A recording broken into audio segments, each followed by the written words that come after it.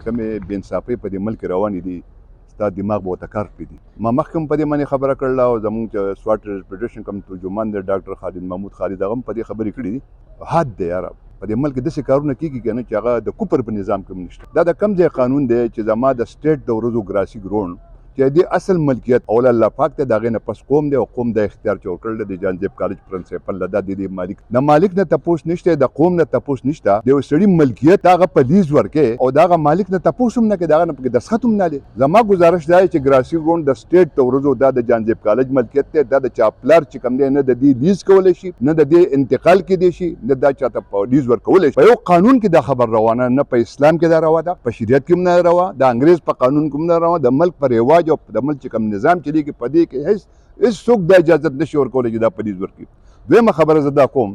دوی چې سپورټ ډپارټمنټ دا په وله کوي د جانزیب کالج د سټوډنټان زموږ د دې عجیبه بس سکول دا ودودیه سکول د بند دا دلته بېتحاشه سرکاري سکول نه او پرایویټ سکول نه دا ماشومان به کوم ځای لوبې کوي. زه د دې حکمرانانو دا تپوس کوم چې د 15 کالو راسې دا ګراوند چې دا خوله چینګه وینګه نیوله ګټې پکې دي د وړو پکې خپې ماتېږي لاسونه ماتېږي ارتاویږي دا په کوم قانون باندې تاسو د بچو سره ظلم کوئ؟ دا خو حد دی یار.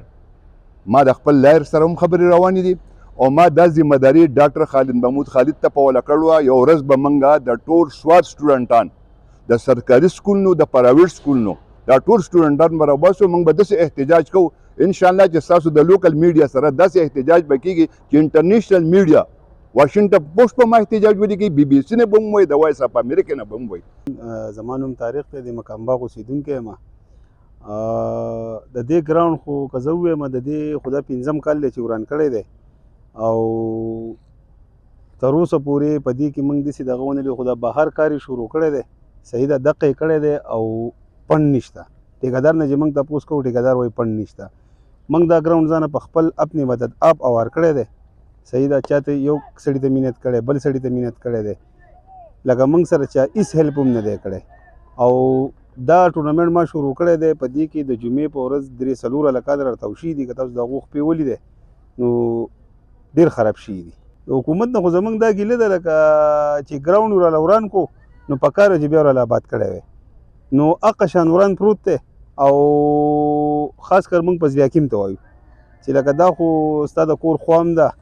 او زه به تا ته دا ووایم چې دې مقام باغ جنازې هم دلته کېږي نو لکه په دې کې خو نه جنازه کېږي او نه پکې دغه کېږي. نو موږ د حکومت نه دا اپیل دی چې مهرباني وکړه زموږ دا ګراوند چې دی موږ له هغه شان اوار کوي هغه شان په زړو ولایتو کې خو چې نو ماشومانان ته خو دا تکلیف دی چې دلته ټورنمنټ یي د اوس د پي سی بي ټورنمنټ وشو نو هلکان بدلو علمګنج ته نو کم از کم په یو میچ په زمونږ 10,000 روپۍ راتلي په یو میچ په زمونږ 10,000 روپۍ راتلي نو دا خو تاسو ته پته ده د مهنګایۍ دور دی د چا سره به پیسې د چا سره به نه نو زه دغه حکومت ته موږ دغه کوو چې لکه زر تر زر موږ دا ګراوند ورکړو.